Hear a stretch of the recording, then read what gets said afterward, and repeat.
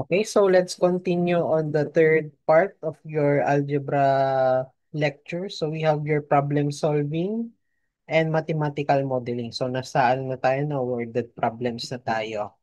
Okay, so bago natin ma-solve yung mga worded problems natin, so let us first have the steps, okay, in solving worded problems. Okay, so first is to represent the unknowns by letters preceded obviously by identification of all unknowns. So, dapat alam nyo kung ano yung mga hinahanap. Okay?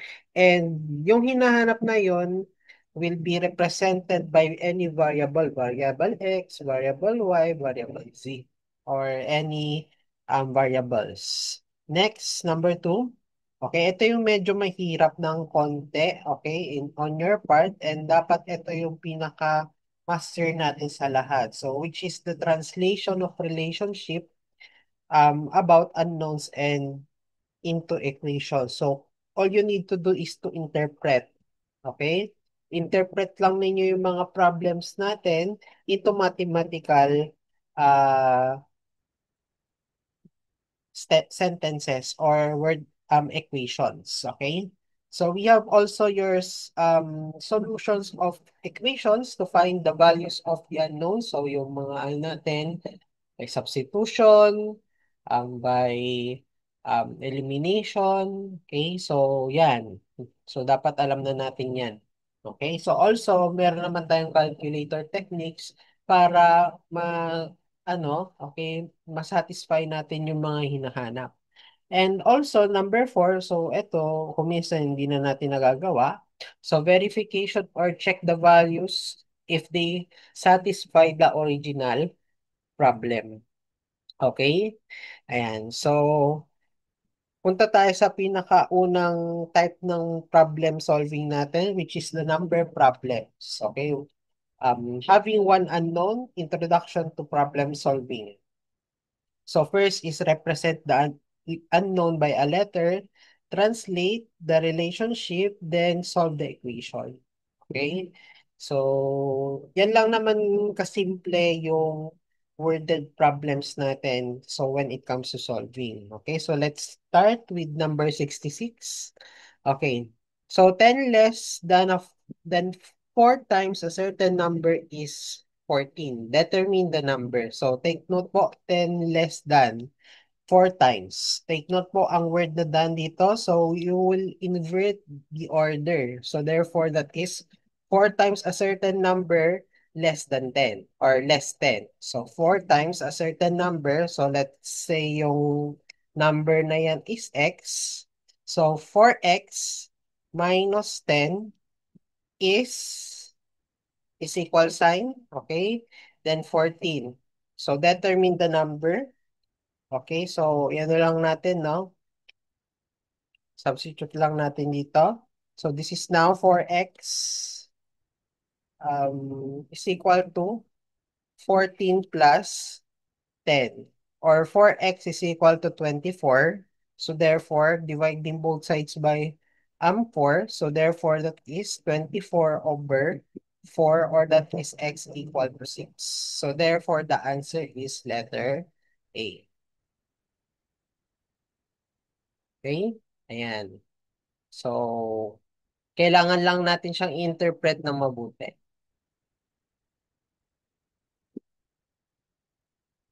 Okay, next. So, Jojo bought a second-hand Betamax VCR. So, si Jojo bumili ng Betamax. Then, niresell niya to kay Rudy. Okay? So, highlight ko lang ng ibang ink. So, then, sold to Rudy at a profit of 40%. Okay? So, sabihin na lang natin yung original price na binili ni Jojo is J. So, J is the price bought by Jojo. Okay, then binenta niya daw to kay Rudy at a profit of 40%. So, ibig sabihin kumita siya dito ng 40% or yung total price na binili ni Rudy is 140% ng kay Jojo. So, therefore, R for Rudy, so this is equal to 140% ng price ni Jojo. Or that is equal to 1.4 ni Jojo. Okay? Then, ano nangyari sa susunod? So, Rudy sold the vet, sold the VCR to Noel at a profit of 20%. So, binili naman ni Noel. Okay? So, therefore, si Noel, so let's say N is Noel. So, this is equal to, okay, profit of 20%, no? Okay, so therefore, 120% ni Rudy. Okay, kasi binili niya ng 20% profit, no? Or that is equal to 1.2 ni Rudy.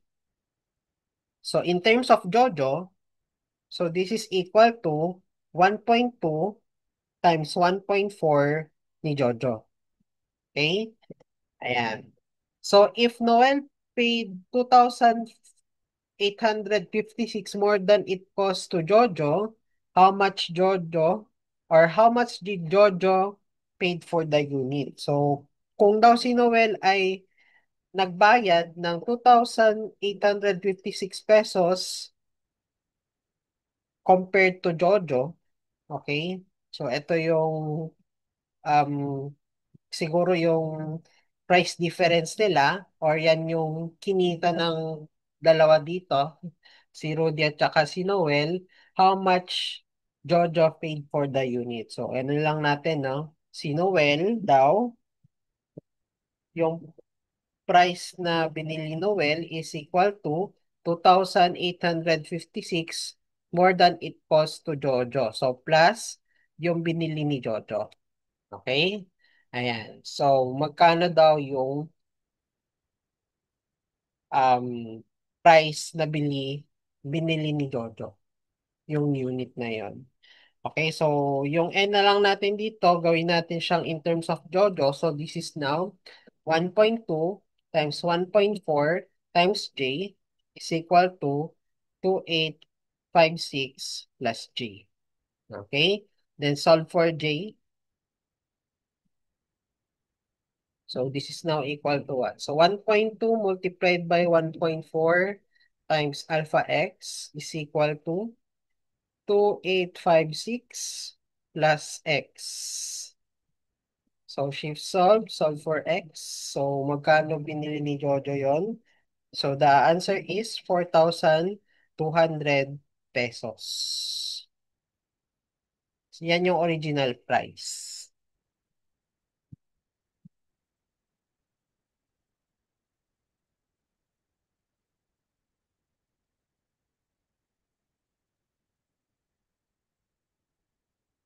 Okay, so punta na tayo sa next problem. So itong number 68, same as the problem on the previous one, no? So hindi ko na ito isa-solve. Okay, so punta na tayo sa 69. Okay, so for number 69, this is a mixture problem. Okay, so discuss ko lang sa inyo yung cause and mixture problem. So take note po when we say mixture problem, um, for example, meron kang substance A tapos substance B, pinaghalo mo silang dalawa. Okay? So, ang usually na mga tinatanong dito is yung concentration, yung percentage, yung quantity, or yung total value ng mixture. Okay? So, pwede mo siyang i-table form. Okay? So, katulad ng ganito. So, for your item, concentration or percentage, the quantity, and the total value. So, ililista mo lahat dyan. Okay? Or pwede naman natin siyang i-solve by direct translation. Okay? So, sige. Try nating i-solve yung ating um, problem by means of a table. Okay? Kopyahin lang natin tong table form na to. Sige, number 69. So, in a certain community of 1,200 people, so big sabihin yung total people natin is 1,200 na katao. 60% of which are literate. Okay? So, yung 60% daw dito is literate. Literate. Ayan. So, of the males, 50% are literate and of the females, 70% are literate. What is the female population? Okay, so dalawa lang yung items natin dito, no? Lalaki at babae, male and female. So, lagay lang natin dito, male and female. So, ang tinatanong dito is percentage of literacy. Kung gano'n nga ba karami yung literate, okay? So, dito, percentage ng literacy natin is 50% do sa male. And sa female naman po, 70%. Okay? So, of the female population and of the male population. So, paano natin i-quantify ito? Okay? So, may sinabi ba ditong number of males and female? Wala. Kasi yun yung tanong, no? Female population. So, hindi natin alam yon. Okay? So, therefore, sabihin na lang natin, let X be the male population and Y is your female population. Okay? So, yung quantity natin dito, X is your male population and Y is your female population. So, therefore, yung total natin dito, a total of 1,200. So, therefore, yung total value ng literate natin dito is that pag multiplyin lang natin to at saka to. So, therefore, this is now equal to 50% or 0.5 x. Ito naman, 0.7 y. At yung total natin is 60%. So, 60% or 0.6 ng 1,200. Okay? So, dito pa lang sa dalawang column na to, may mapubuo na tayong equation. Okay? So, total population natin, x plus y is equal to 1,200. So, this is equation number 1. And for the total value of literate people, so that is now 0.5x plus 0.7y is equal to 0.6 of 1,200. And this is now calls for a simultaneous equation. Simultaneous linear equation. Okay. Sir, mano-manuhin kaya natin to? Hindi na. Kasi nga may calculator naman tayo, no? So, sa calculator natin, that is under mode 5. Okay? So, for Canon muna, unahin natin yung Canon. So, that is mode 5 equation. Okay? So, dito, 2 unknown, 3 unknown, 4 unknown. Hanggang 4 unknowns tayo dito sa Canon.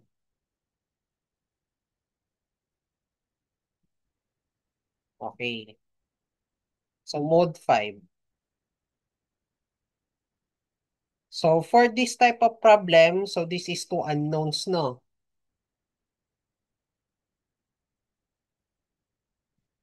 2 unknowns. So, therefore, we will select number 1. Okay, 2 unknowns. Mode 5, 1. Okay, 2 unknowns. Yung format niyan is AX plus BY plus C, or sorry, is equal to C. Okay? Yan yung format niyan. So, number 1. So, AX plus BY is equal to C. Yung constant mo is nasa kabilang side. Okay? Ayan. So therefore, itong dalawang to, ilagay natin dito. So therefore, this is 1, 1, 1,200. Then 0.5, 0.7, 0.6 times 1,200. Okay? Sige, let's try. 1, 1, 1,200. Then 0.5, 0.7, then 0.6 times 1,200. Okay. Then press natin equals. So makukuha natin yung x at saka yung y. So yung x natin will be 600 and your y will be 600 also. So therefore, ang tinatanong lang dito is female population. So therefore, we will consider only your y.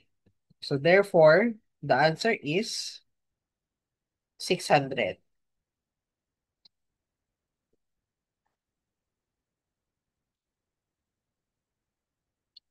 Okay, letter D.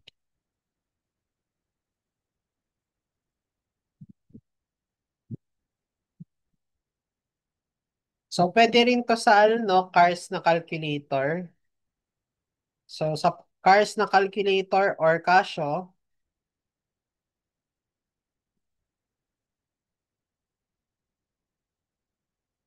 so this is only just mode 5.1. Okay? Parehas rin, no?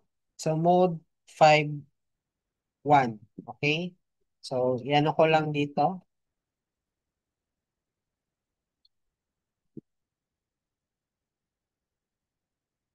Yan.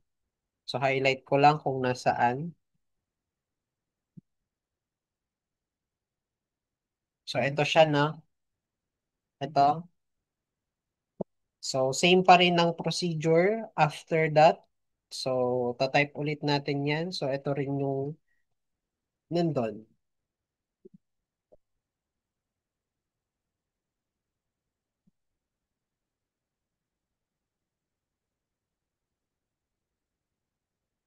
So yan pa rin siya. So, try natin.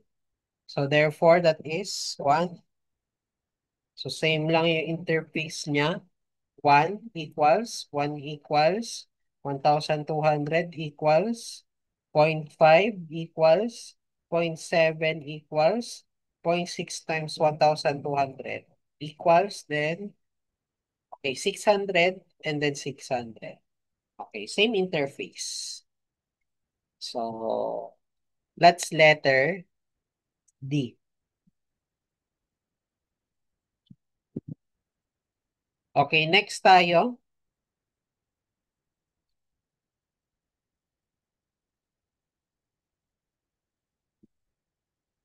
So Tony went to a drugstore. He bought a bottle of aspirin and a bottle of Tylenol. Okay, so meron tayo dito mga ano no, mga parameters dito. So bumili siya ng aspirin at saka Tylenol. So let's say si aspirin is A,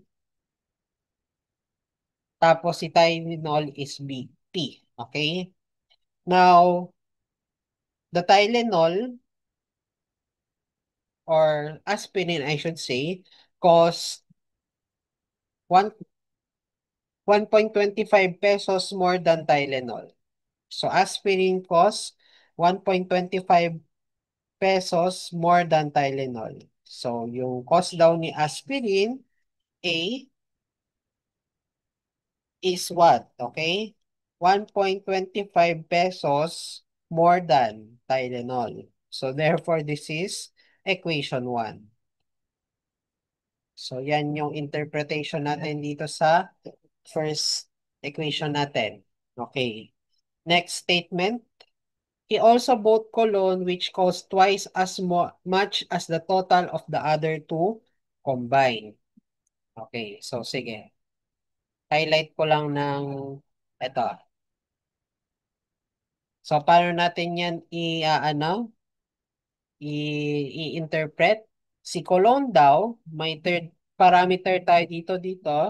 This is letter C na lang, yung colon. Okay, si colon cost twice as much. So, dalawang beses na mas mahal kaysa sa aspirin at saka kay Tylenol. So, therefore, this is twice ng price ni aspirin at ni Tylenol. Or therefore, this is C is equal to 2 times A plus 2 times T. Okay? So, kung aayusin natin yan,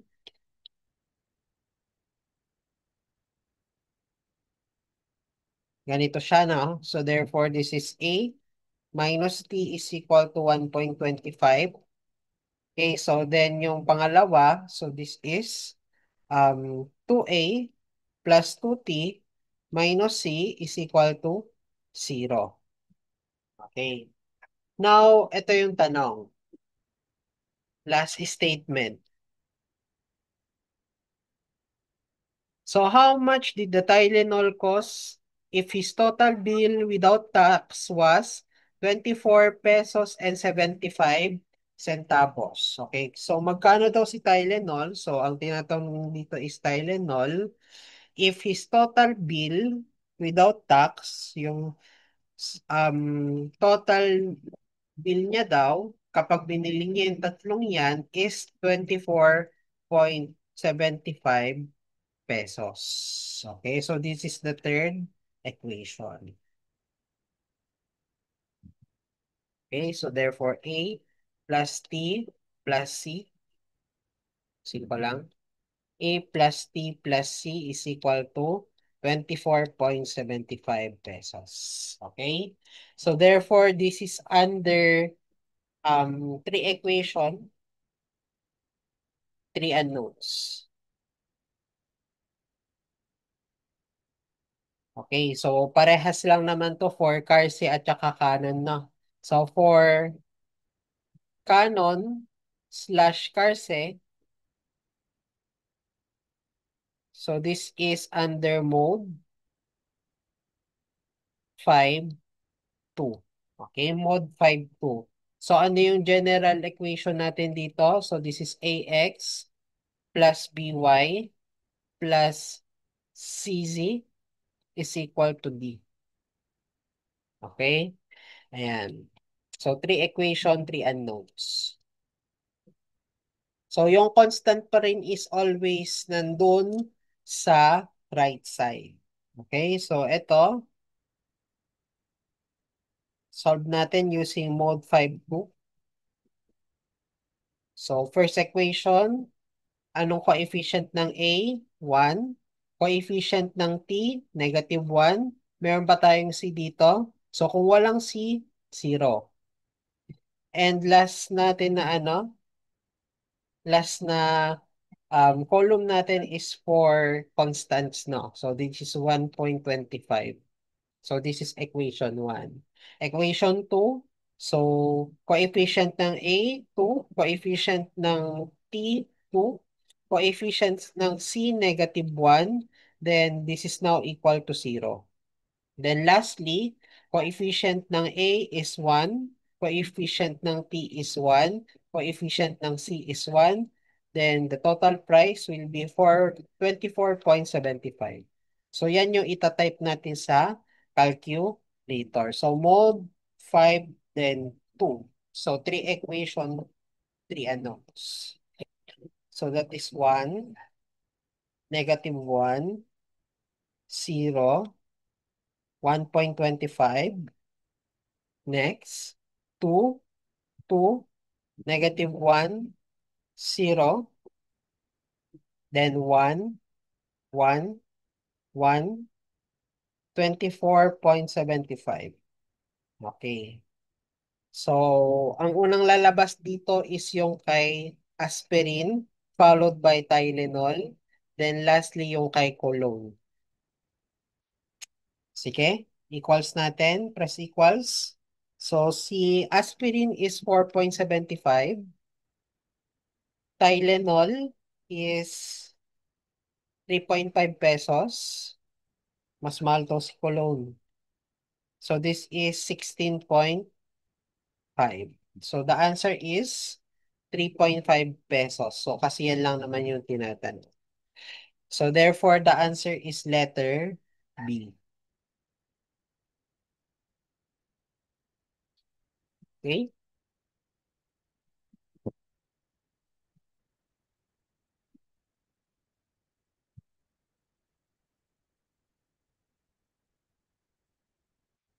So, kung hindi nyo maintindihan yung questions is, ulit-ulitin nyo lang siyang basahin. Okay? Word by word nyo siyang basahin para hindi kayo malito. No? Okay? Kasi nga, depende sa pagkaka-state ng problem kung gaano nyo maiintindihan yung problem. Okay? Understanding. You should be have a higher level of understanding. Ika nga nila. So, sige, let's move on to number 71. Mixture problems pa rin to. Okay? So, Lita has a total of 40 pesos. Okay? Meron siyang total na 40 pesos. If she has one more 5 peso bill than 10 peso bill and two more 1 peso bills than 5 peso bill, how many 10 peso bill does it have? Okay. So, medyo nakakalito siya kung unang babasahin, no? Pero kung na-visualize nyo siya, yung 40 pesos na yun is a mixture of piso, 5, at saka Gs na bills natin dito or coins, sabihin mo ng coins. So, ang tinatanong is kung ilang 10 pesos ang meron dun sa mixture na yon. Okay? So, therefore, sabihin na lang natin dito, si X is yung number ng 5 peso bill.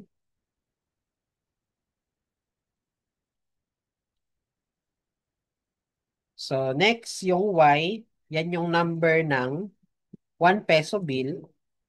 Tapos si Z, yan yung number ng piso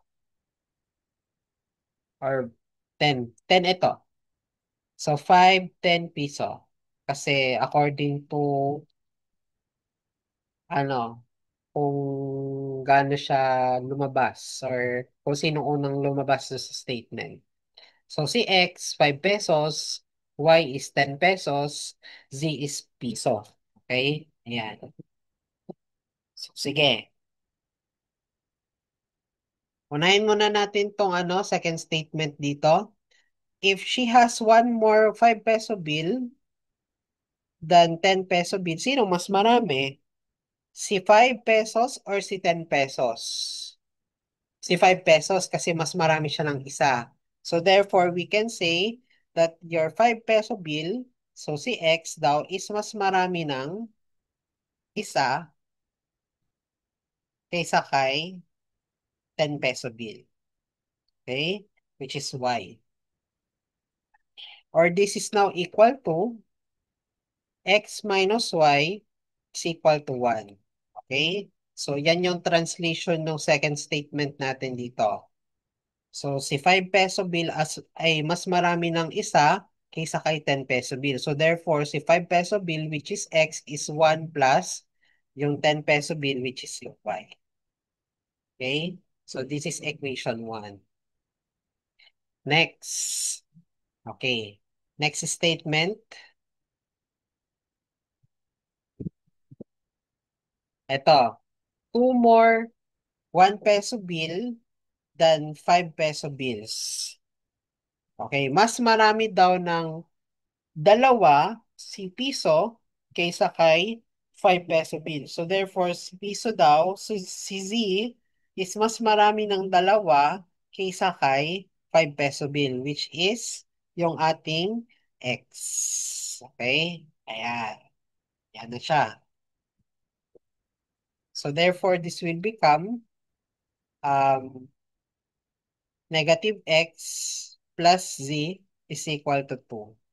This is second equation. Okay, so saan tayo kukuha ngayon ng third equation para maging 3 equation, 3 unknowns? Okay, ito. Lita has a total of 40 pesos. Okay, so dito tayo babalik sa unang statement natin.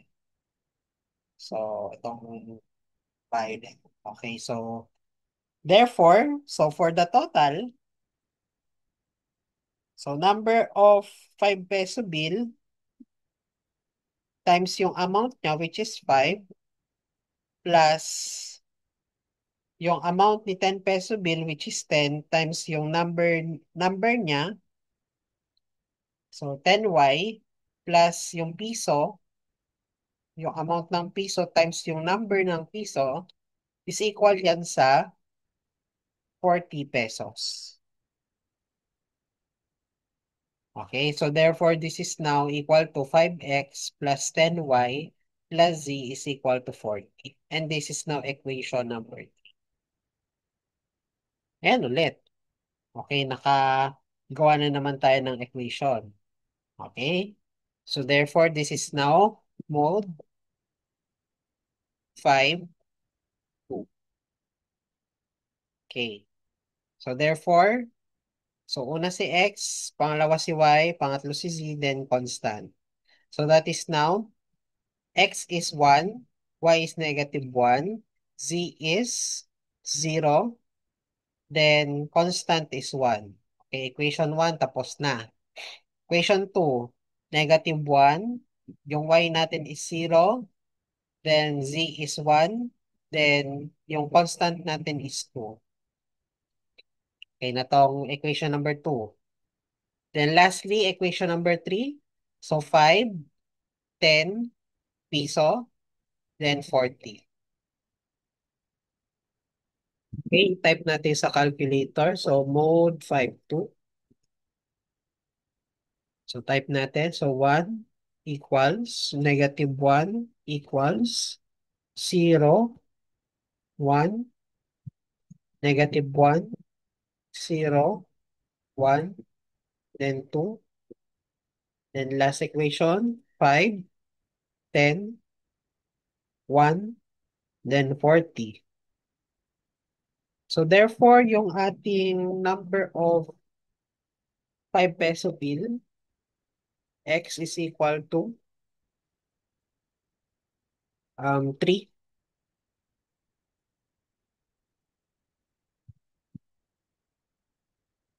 So y naman natin or value of 10 peso bill. So ito yung sagot natin, no? So 2. Then yung z natin or yung piso, ilan yun? So 5 na piso. So therefore the answer is K2 kasi yun yung hinahanap, 10 peso bill. Does it have? Okay, letter C.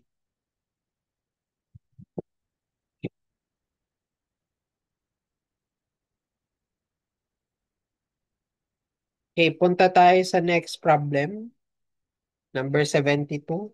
So for number 72, so ang ano dito involved is your US coins. Okay, USA coins. So sa Pilipinas naman kasi walang nickel, walang dime at saka quarters. Okay, so alamin natin yung mga um, pera nila doon. Kasi kung minsan ito nasa board exam ito. Okay? So take note po, 1 penny that is equal to 1 centavo or in dollars that is 0.01 dollars. So we have also your nickel. So 1 nickel that is equal to 5 centavos or that is equal to 0.05 dollars.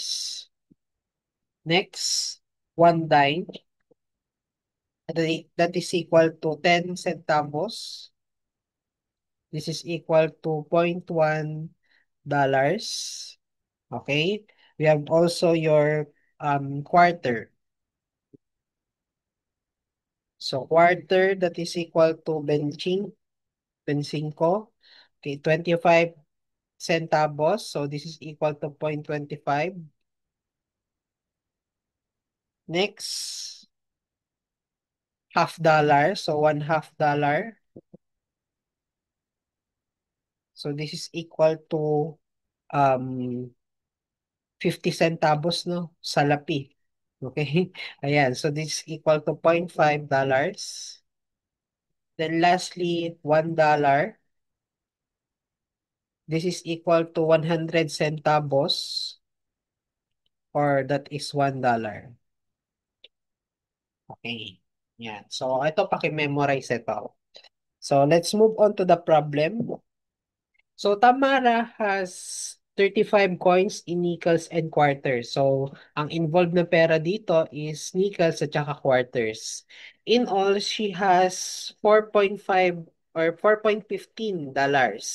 How many of each kind of coin does she have? Okay, so take note po. So dito, ang involved is nickel at saka quarters. So let's say yung N na lang is the number of nickels and Q is for your quarters. Okay? So yung 35 coins na yan is nickels and quarters. So therefore, the number of nickels plus the number of quarters is equal to 35 coins. And this is now equation number 1. So in all, she has $4.15. So therefore, so this is now um mixture problem na to, total. So that is 0.05. That's the value of nickel times the number of nickel, so which is N, plus, okay, yung quarters naman natin, that is 0.25. So, mali yung nasulat ko dito, no? 0.25 dapat to. Yan. 0.25 times yung number of quarters, that is Q, is equal to $4.15. And this is now equal to your equation number 2. Okay? So therefore, this is to equation to unknowns. So therefore, this is mode 5, 1. Okay, so ano yung mga isusulat natin dito? So unahin natin yung N, tapos Q, then constant. So therefore, this is now coefficient ng N, 1, coefficient ng Q, 1, then constant is 35. Then pangalawang equation, so that is now 0.05, coefficient ng Q, 0.25, then yung constant natin, 4.15. So type natin yan sa calculator, so mode 5.1. So 1,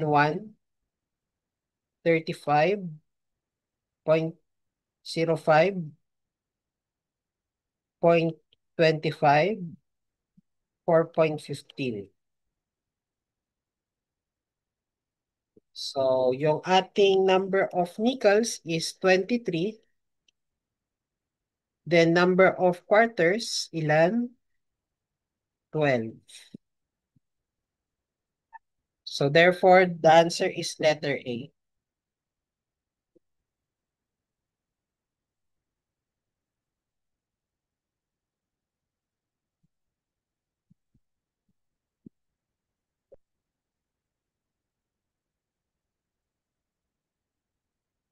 Okay, next tayo.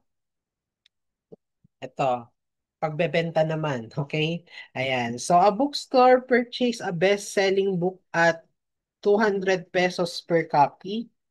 So, at what price should this book be sold so that giving a 20% discount, the profit is 30%. So, take note po, no? Ang bookstore natin is magre-resell ng libro. Okay? So, yung original price niya is 200. So, syempre, ang gagawin ng bookstore niyan, papatungan niya yan. Okay? So magkano yung i-offer niya na presyo? So, at 20%, so that yung profit niya is 30%. Okay? So, for this type of problem, so meron tayong formula dito that is P selling price, multiplied by 1 minus yung discount, is equal to original price multiplied by 1 plus yung ating percent profit. Okay? So, yung D dito is yung discount. So, ano yung original price natin dito? So, original price is 200 pesos. So, ang tinatanong is yung selling price or magkano mo siya ibebenta. Such that yung discount mo is 20% and yung profit is 30%. Okay? So, yun na lang natin dito sa ating formula.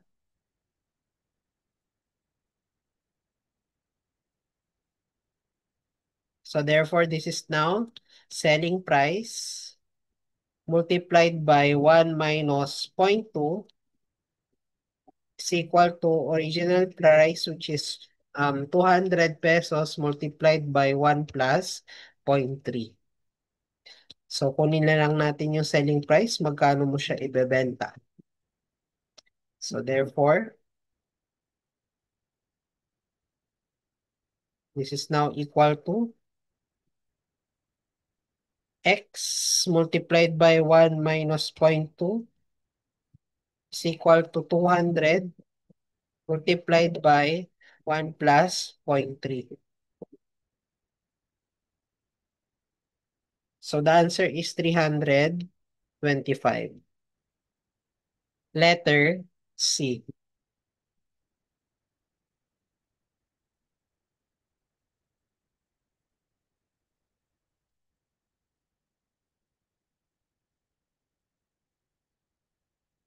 Okay. So, take note po, yung buong ito, bago ko makalimutan, highlight ko lang to, no?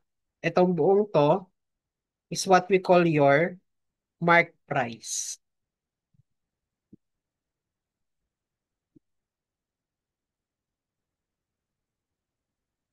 Okay?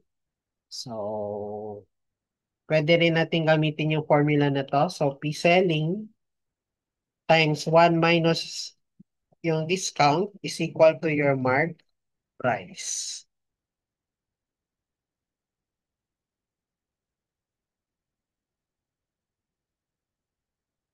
Okay. So, sige. Punta na tayo sa next number. Number 74. So, a store advertises a 20% off sale. Okay, meron daw tayong sale. Okay, na 20% okay, off. So, meaning that's the discount. So, if an article is marked for the sale at $24.48, so meaning that's the mark price. So, 24.48, what is the regular price or yung ating selling price?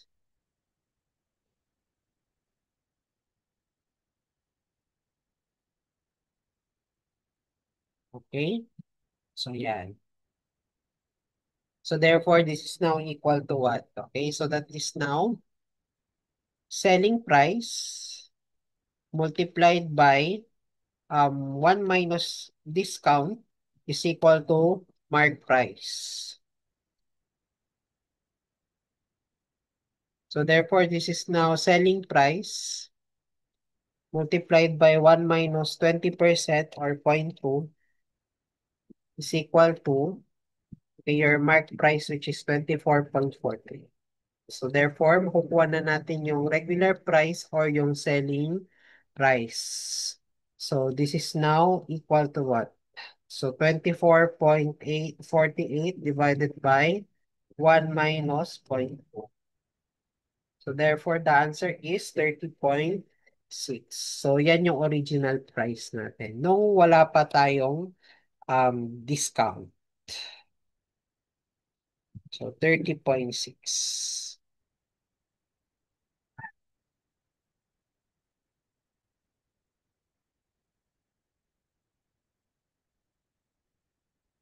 Okay. So punta tayo sa age problems. So for your age problems,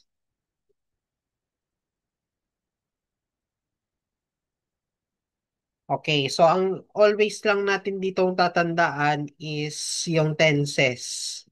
So tenses ng ating mga parameters. So like for example, for the past, kapag past, ibig sabihin siya ay minus kasi babalik ka sa nakaraan.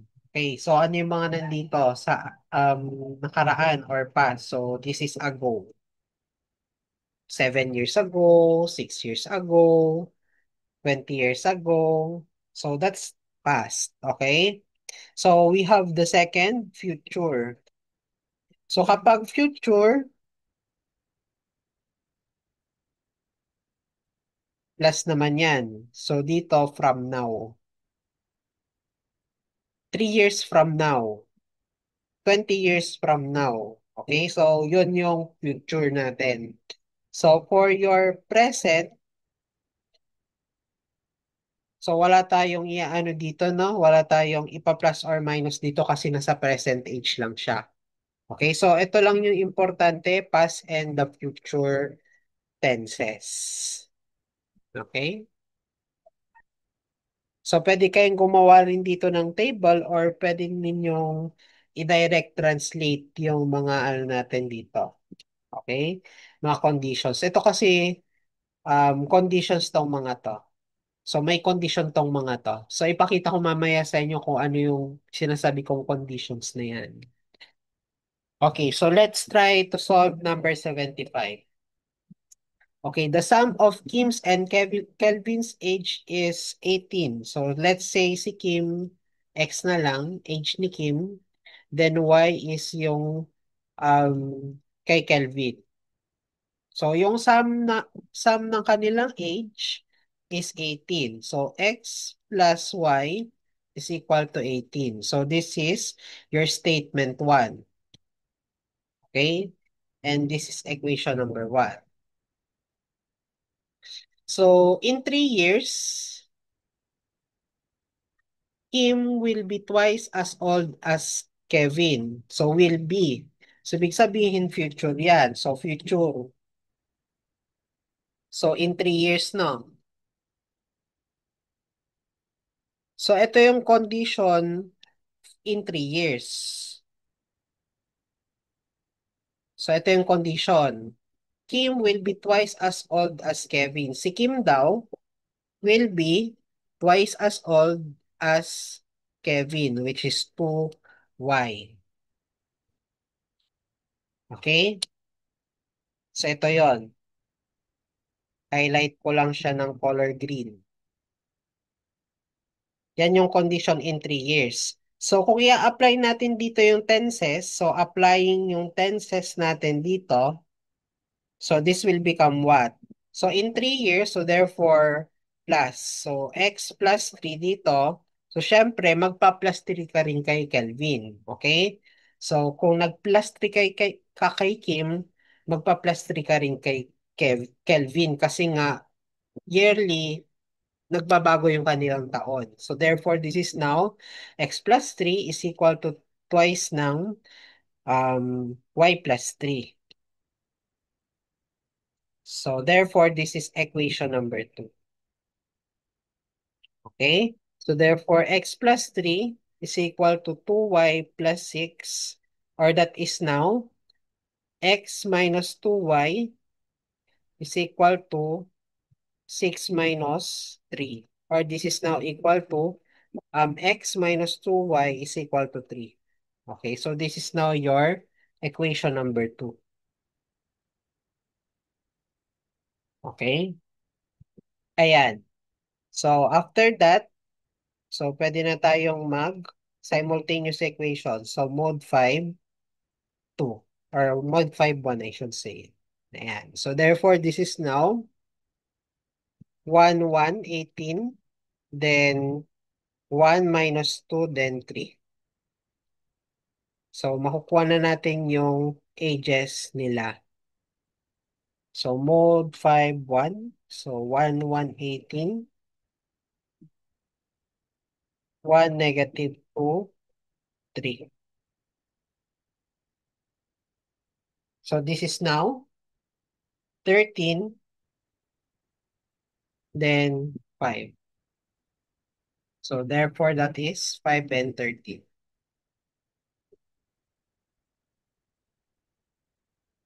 So ito si Kim, ito si Kelvin.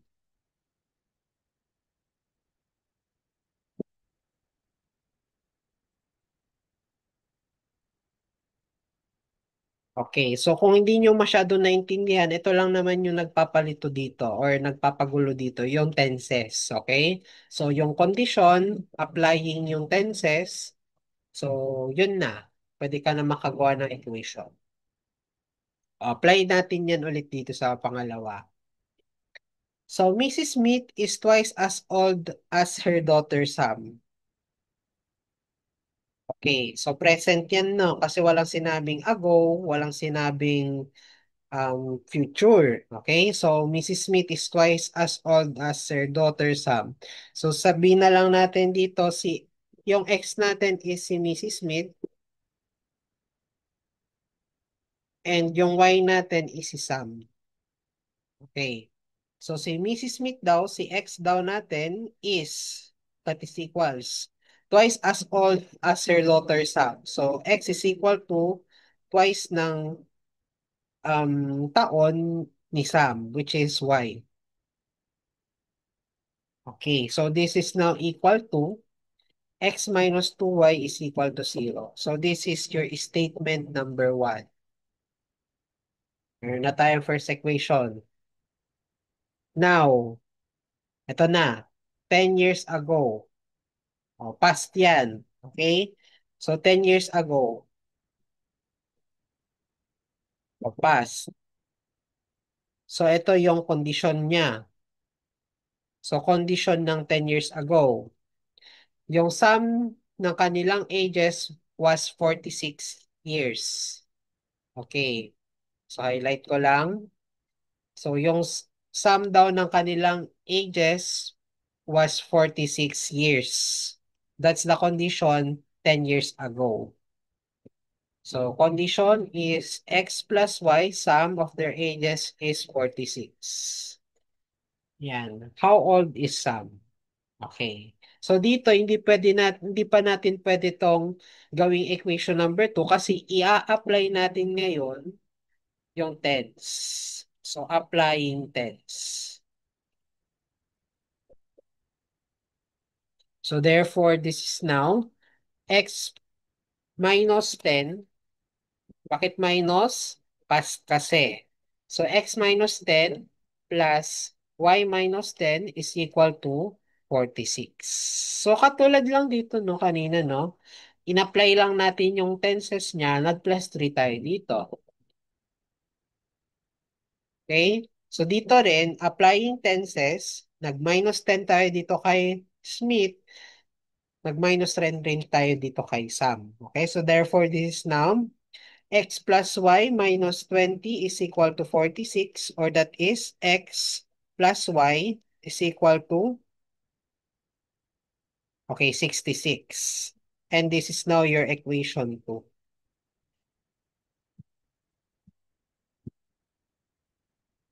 So yan na yung natin, condition 2 natin dito. So yung buong to. Okay. So now, how old is Sam? So using mode 5, 1. So therefore, this is now 1, negative 2, 0.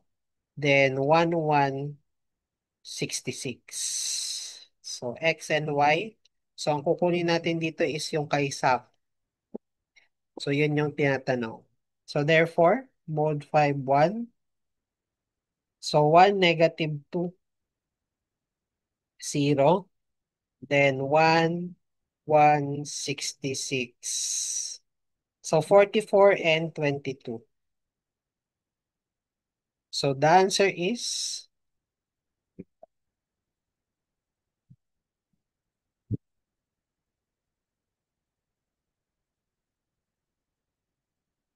22. Highlight ko lang ng yellow. Yan.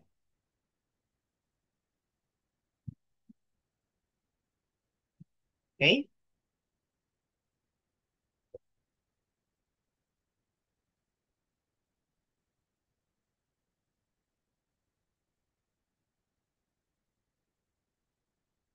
So next na tayo.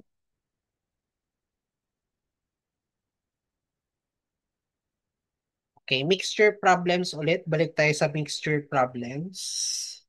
So 10 liters of 25% salt solution and 15 liters of 35% salt solutions are poured into drum originally containing 30 liters of 10% salt solution. What is the percent concentration in the mixture? So ganito lang 'yon. I-ano lang natin, no?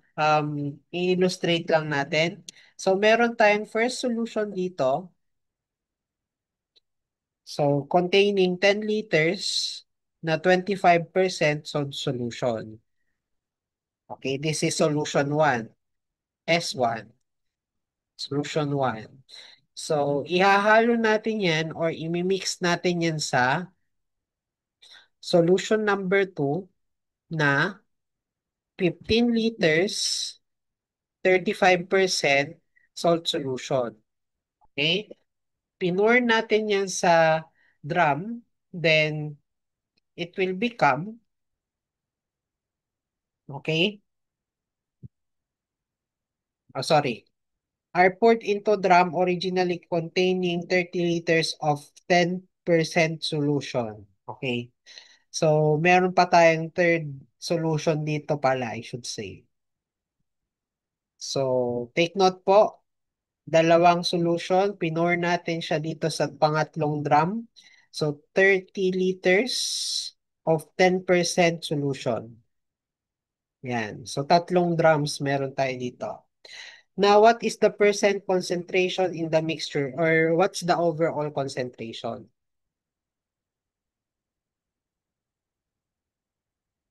Okay? Ayan. So, overall concentration. Okay. Ayan. So, as you can see, pinaghalo-halo lang naman natin sila, no? So, yung 10, 15, 30, pinaghalo-halo lang natin sila. So, magiging ano siya? Magiging 55 liters. Okay? Kasi nga, wala namang nawala do sa mga hinalo natin. Okay. Pinaghalo-halo lang naman natin sila. So therefore, overall is 10 plus 15 plus 30 is 55 liters. Ngayon, so kung kukunin na natin yung overall mixture, eh di sir, paghalo-haloin na lang natin, pagpaplasin rin natin tong 25, 35 at saka 10%, the answer is wrong. Okay? Take note po, hindi po natin pagpaplasin yung concentration.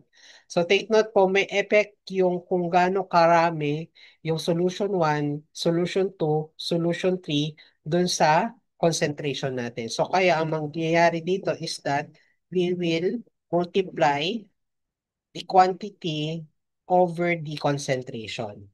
Okay, so therefore this is now 25% multiplied by 10 plus, okay, 35% multiplied by 15 plus 10% multiplied by 30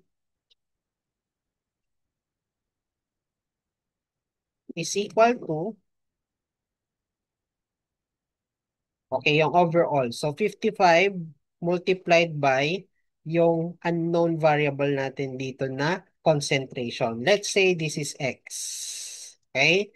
So 55 times X. So therefore, solving for the concentration, this is now equal to what? So shift solve lang tayo dito. So 25% times 10. Sir, paano yung percent dito? So this is shift open parenthesis. Okay?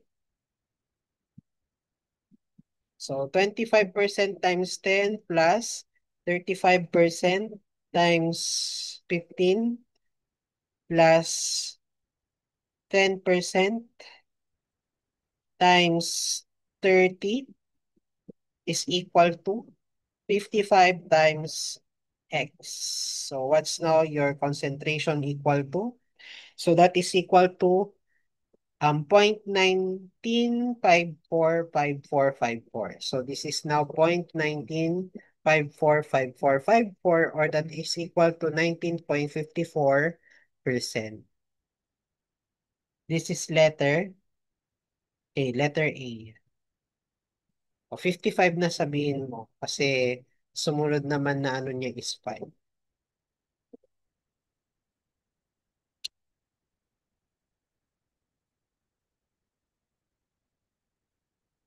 So, ganyan lang kapag mixture problems.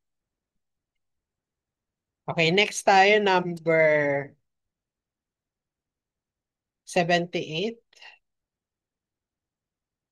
A goldsmith has two alloys of gold. Okay?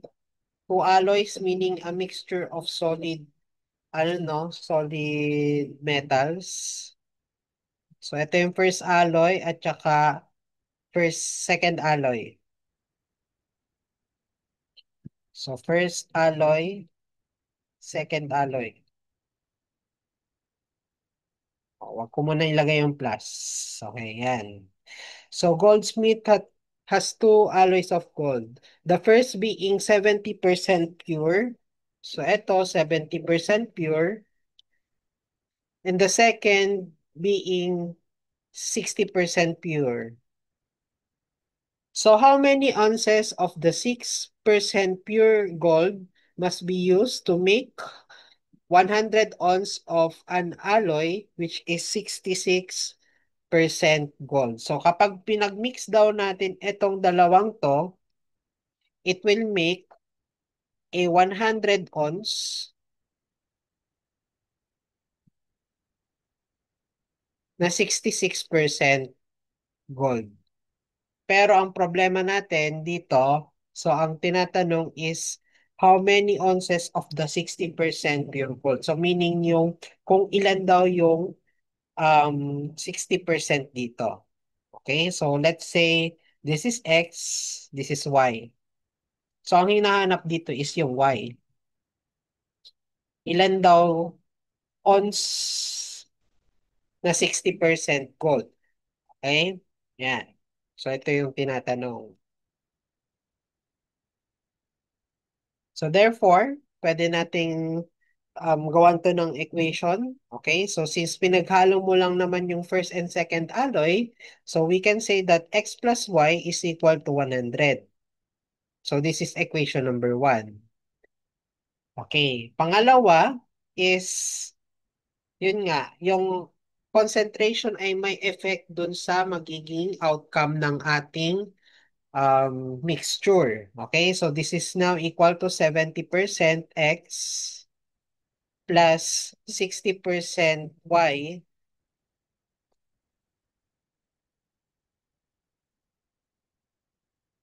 Right? Wala.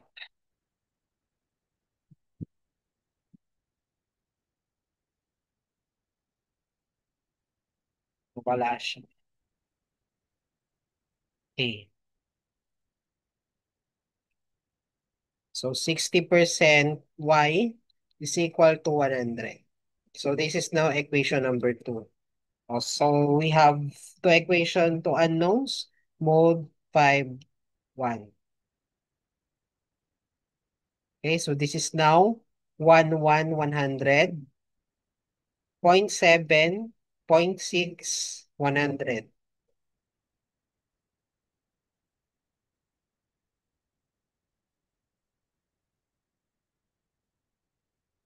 Oh, may nakalimutan tayo dito.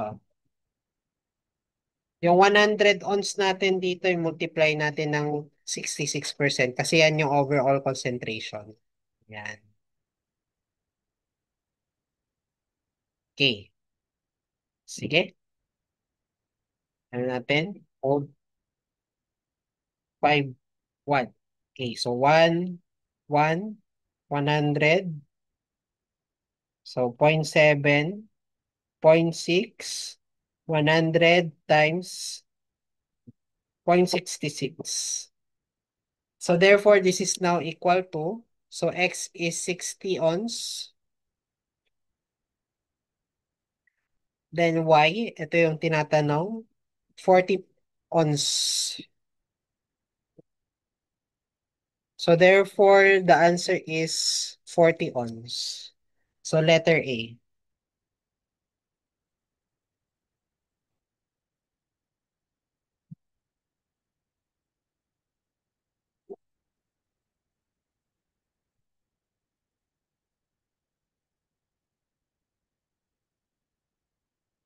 Okay, next tayo. Number 79. So for number 79, this is a digit problem or number problem. So ang ginagawa natin dito is that we make equations out of these digits, pero ituturo ko sa inyo yung pinakamabilis na technique. Okay? Para hindi na tayo formulate pa ng mga equations. So since may calculator naman tayo, so this is your conditions test. Okay? So itetest natin yung conditions ng choices natin kung magsasatisfy ba siya dun sa problem natin. Okay, let's try. So the difference of the squares of the digits of a two positive numbers is 27. So difference of the squares of a two positive digit number is 27. So let's say yung T na lang, this is your tens digit. Then yung U natin, this is your units digit. Okay. So sige, ano yun natin? Difference of the square of the digits of two-digit positive number is 27. So this is now t squared minus u squared is equal to 27. So this is your condition number 1. Ngayon, tingnan natin kung sino yung magsasatisfy dito sa condition 1. So check choices. So once na merong hindi yung nag-satisfy, hindi na yun kagad yung, hindi na yun yung sagot. Try natin tong 63. So 6 squared minus 3 squared. Is it 27? Yes, this is 27. So pwede ang choice letter A. O choice letter B. Try natin. 54. Okay? So 5 squared minus 4 squared. 9. So ibig sabihin hindi na to yung sagot. Mali na to.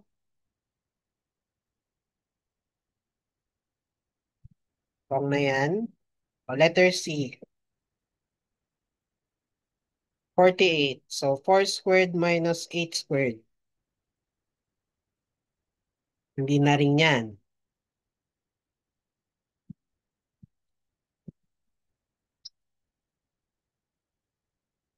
So wrong na tong letter C. O, 73. 7 squared minus 3 squared.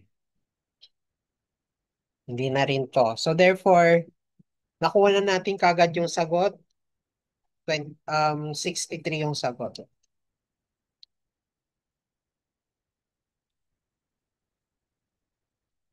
Okay? So letter A yung sagot, no? Pero take note po, meron pa tayong ano dito, second na statement. Tingnan natin, i-check natin si letter A kung siya ay magsasatisfy dito. So if the digits are reversed in order and the resulting number subtracted from the original number, the difference is also 27. So big sabihin, i-reverse daw natin yung digits. Okay, yung second condition, digits are reversed.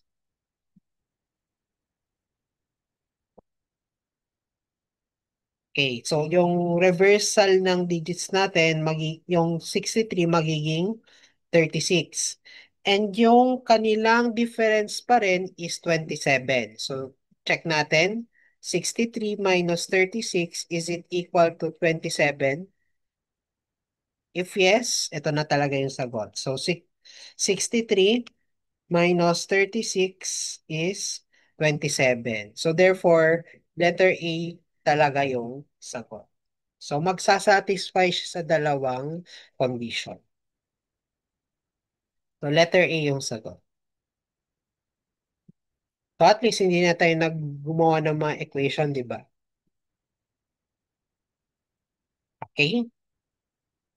So all you need to do is to interpret the problems. Okay? So number 80. So the sum of the digits of a two-digit number is 11. Okay, so let's say yung T natin dito, this is the tens digit. Then U, this is the units digit. So yung sum down nila is 11. So T plus U is equal to 11. Check natin yung mga choices natin. Kung 11 ba yung sagot nila. Okay? Kung hindi 11, wrong na agad yun. Okay? So try natin. Letter A, 9 plus 7. Is it equal to 11? So hindi. 16. So wrong na kagad si letter A.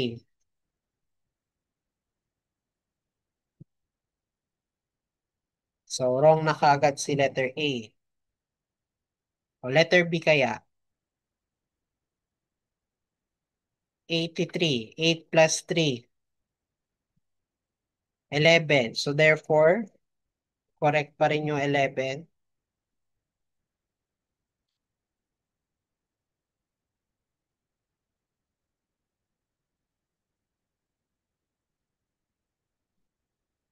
Letter B, pwede to. O letter C, try natin si letter C. 7 plus 9, 16. So mali na tong si letter C.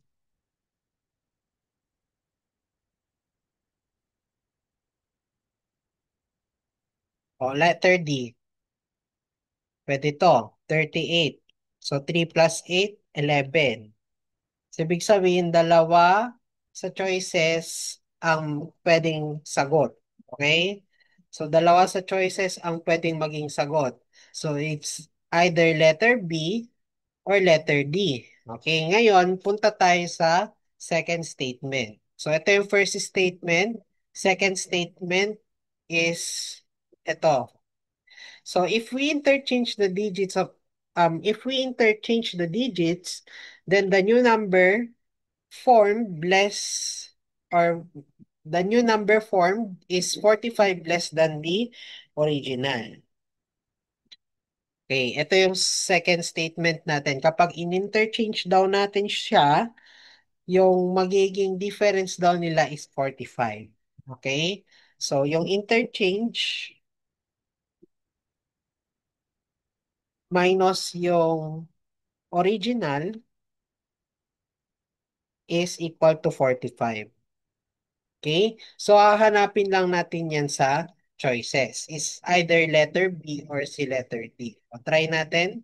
So, interchange natin siya. 38 minus 83 is it equal to 45? So, 38 minus 83, is it equal to 45? Okay, negative 45. So, mali. So, letter B ay mali. O, letter D naman tayo. So, interchange 83 minus 38. So, is it equal to 45? So, 83 minus 38. Okay, 45. So, ito yung nag-satisfy. Letter D. So, the answer is letter D.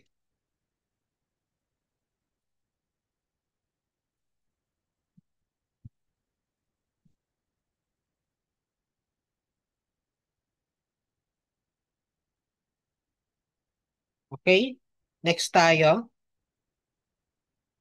Punta na tayo sa motion problems.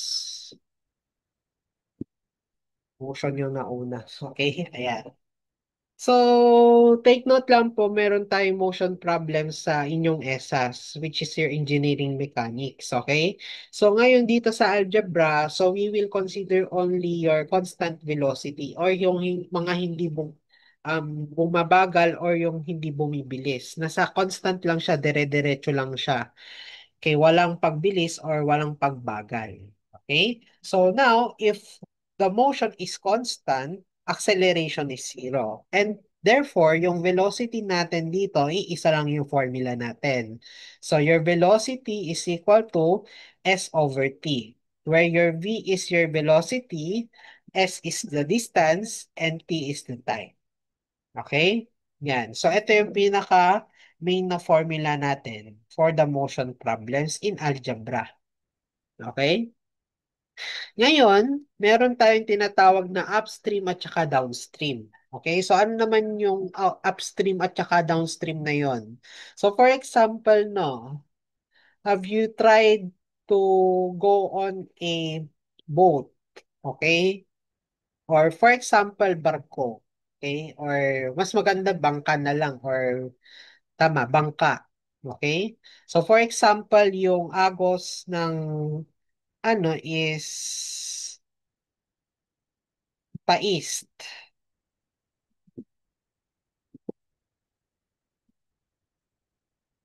Yung agos niya. Okay? And namamangka ka, ang direction mo rin is pa-east. So ang tawag dyan sa motion na yan is downstream.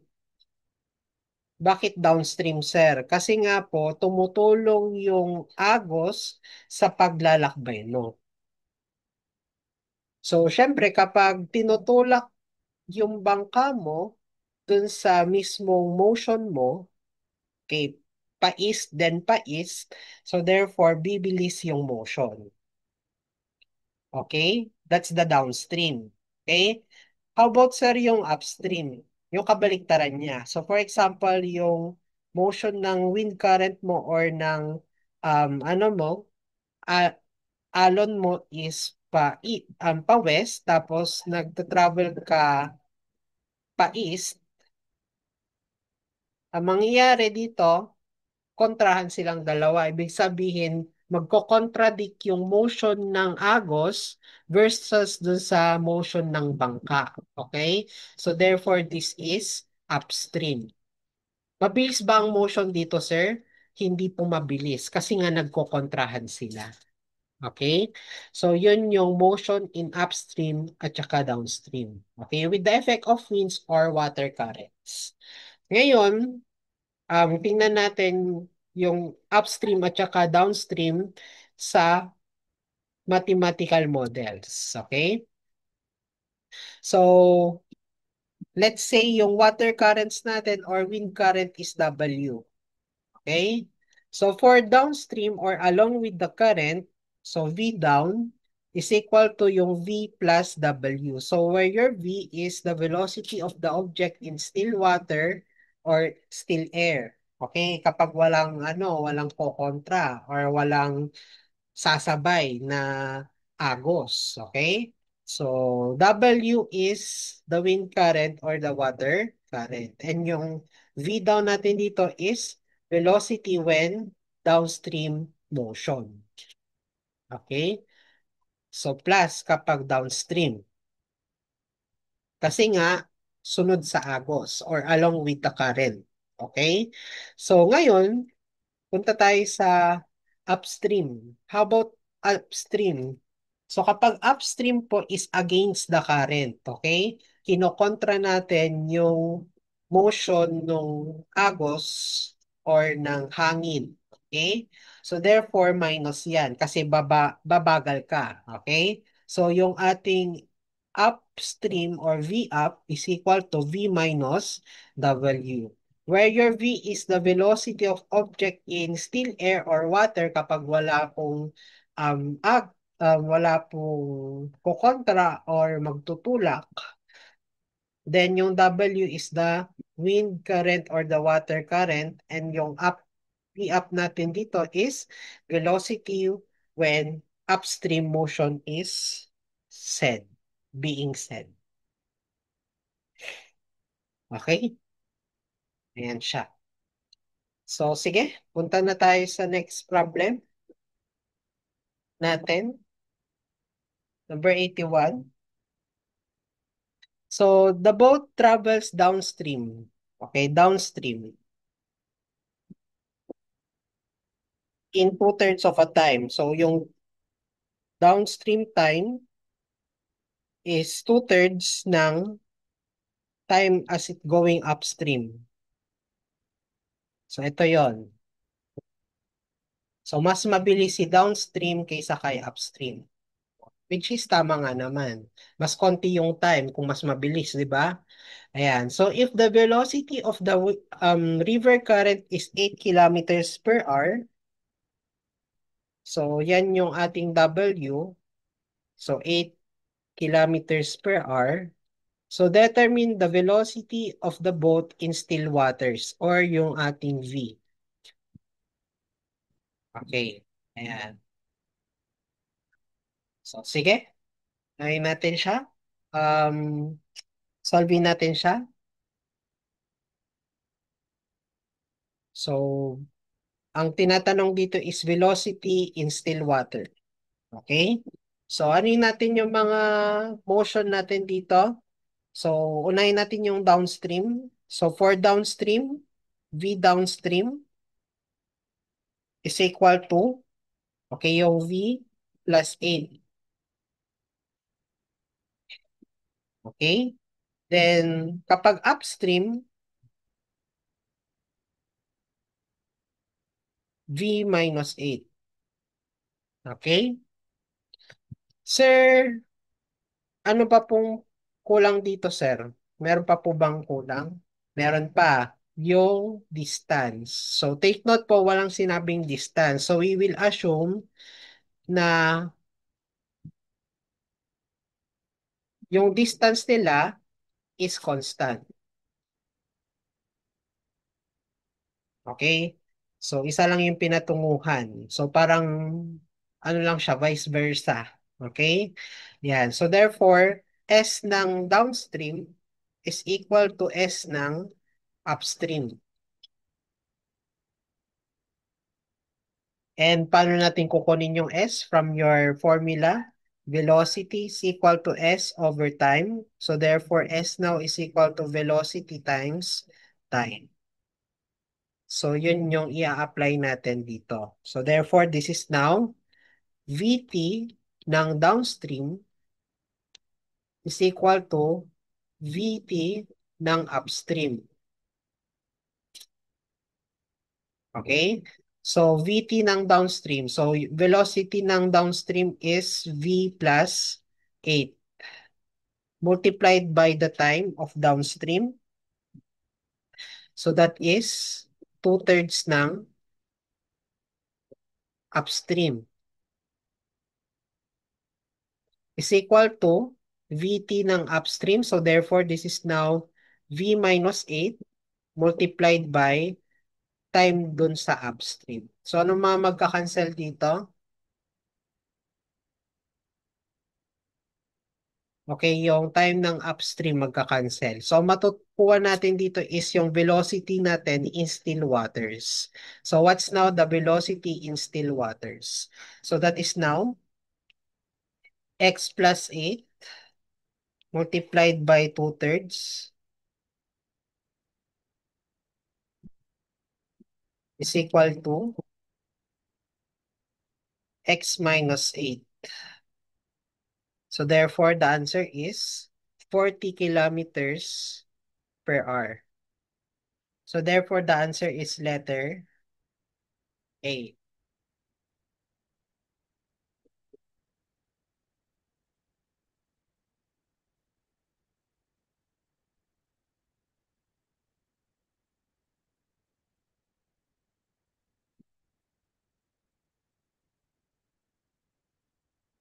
Sige, next tayo. Number 82.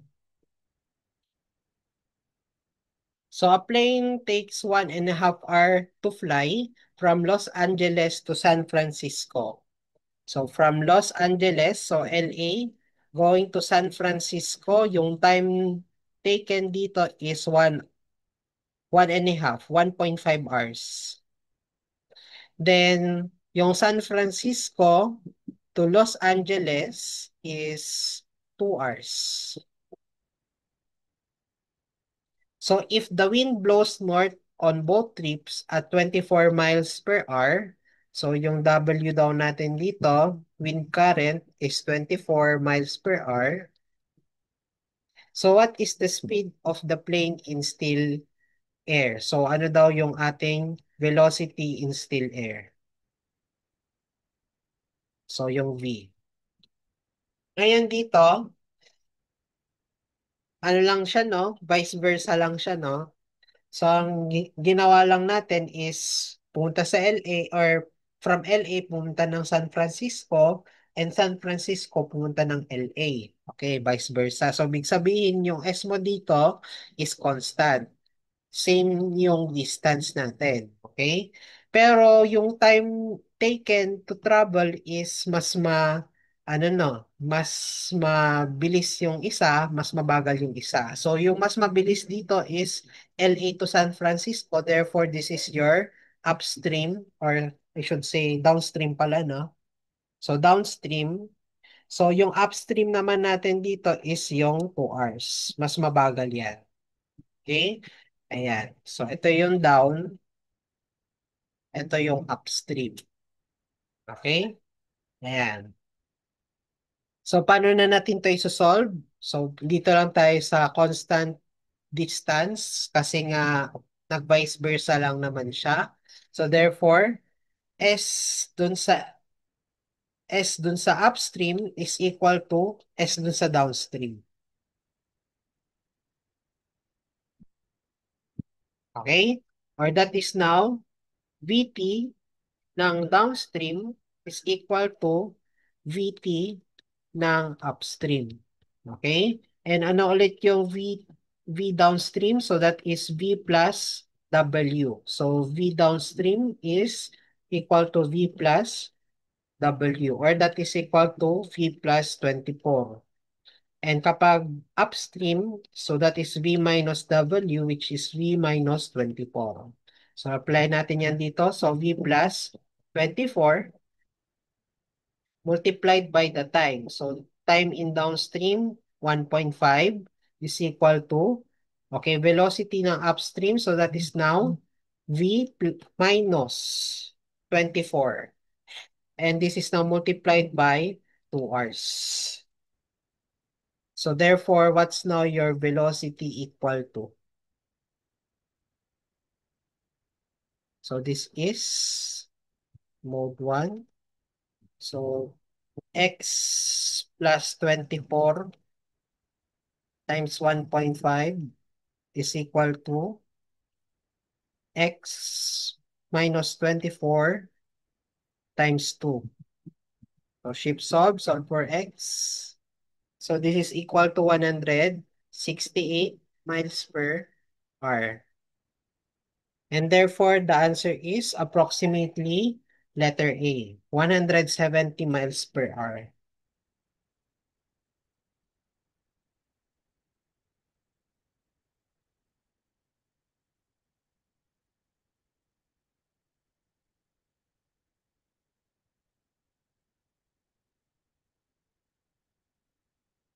Okay.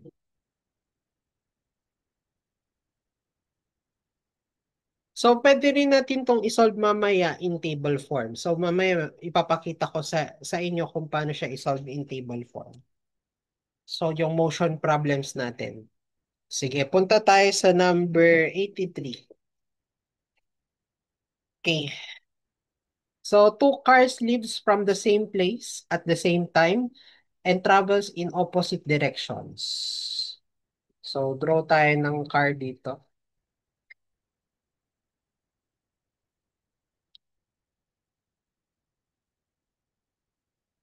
So, drawing lang tayo ha. Saglit lang. Hindi ako nakapag-prepare ng drawing. Okay? Ayan. Ito si car A. Ito si car B.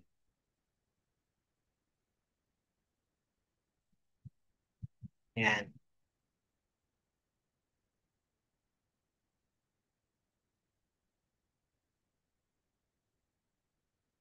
Wait lang. Nagahang. Ayan. So, ito, draw na lang natin. Gawin natin siyang violet. Ayan. So, So two cars leaves from the same place at the same time and travels in opposite direction. So ito, pupunta sa left, ito pupunta sa right. Okay. So one car travels at 55 miles per hour. So 55 miles per hour ito. And the other is 75 miles per hour. Okay. So after many hours will there be 520 miles apart. Okay? So ilang oras daw na kung saan yung distance nila sa isa't isa will be 520 miles apart. Okay? So take note po, maglalayo sila. So at what time daw na kung saan yung magiging distance daw nila will be 520 miles apart. So yung distance na to.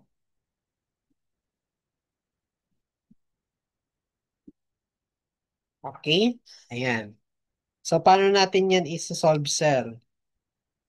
So take note lang dito, yung total distance nila is 520 miles. So therefore, yung distance na travel ni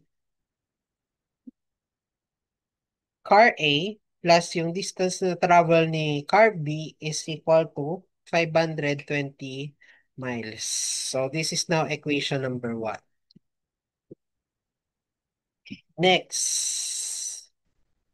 ano ang gagawin pa natin dito? So in terms of velocity, ano nga ba ang ating velocity? So V is equal to S over T or S is equal to V times T.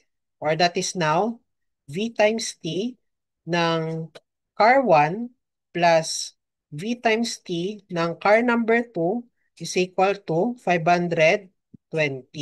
Okay? So therefore, this is now equal to what?